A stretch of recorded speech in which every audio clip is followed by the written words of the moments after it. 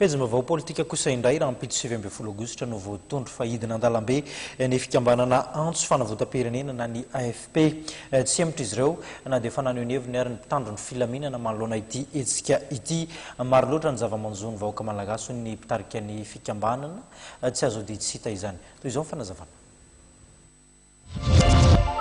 Na dia nisy aza ny fampitandremana nataon'ny mpitandro ny filaminana tsy emotra amin'ny fanatanterahana ny hetsika etsy amin'ny 15 Mey izay ho tontsaina rapitso 7 ny volana aogositra ny fikambanana antso fanavotam-pirenena na ny AFP tsy mahaleo teny Madagasikara ary tsy mbola tafavoaka ny krizy ny firenena ny hetsika tontsaina rapitso eny Analakely no anehoana ny fitakiana ny fahaleovan-tena ary ilazana ny marary amin'ny vahoaka malagasy hoy Eric Randrianaivo mpitarika ny hetsika. Antso fanavotam-pirenena faharoa arabe ny fahaleovan-tena no misafitrynay anarana itsonan'ilay izy mihitsy moa fa tsy eo amin'ny 13 Mey arabe ny fahaleovan-tena satria nahoana satria no ny fahatsapanay ny tsy mbola mampaleo tena ny Madagasikara sy ny vahoaka ao aminy tsy mahaleo tena ny ireo mpanjanaka mpanano bohatra izay rahantsika mahita amin'izao indrindra fa ny mpangalatra ny arem-pirenena izay iraisan'ny mpitondra tsikombakomba irana mety Somamanina Mandrotsara Abianana Tanamby Ambatonazaka ny fanontaniana teo hoe tsy nahazahoana lalana nanao fanambarana ny Moreg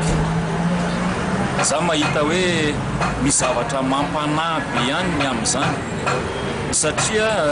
nanao antoka ange ny filoham-pirenena tamin'ny izy andray ny fahefana ny tondra ny vahoaka hiala ao anatin'ny krizy tsara fantatsika fa zaotsika ny tena ao anatin'ny krizy nanao antoka izy fa hijeran'ireo nisy manodidina fantatsika hatramin'izao fa tsy misy fitenenana na dia indray am-bava aza na dia efa tonga tamin'ny lasedra iraisam-pirenena izy nafananao an'izany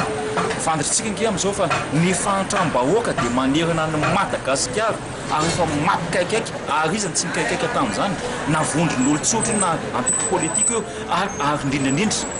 ny fivondronana mbe ny eveka mampafantatra antsika menakavy fa tafiditra ao anatin'ny fitondrana ambony ny kolikoly avolenta tsy emotra ny AFP satria tolona masina io fanavotam-pirenena io. Maro ny fikambanana izay efa nanao fanambarana fa anamafy ny hetsika tary ny fikambanana antso fanavotam-pirenena eny amin'ny kianja ny fahaleovan-tena Analakely rahampitso 7 ny volana aogositra 14 anisany efa nilaza ny anotrona ny AFP amin'izany ny rodobe NTF.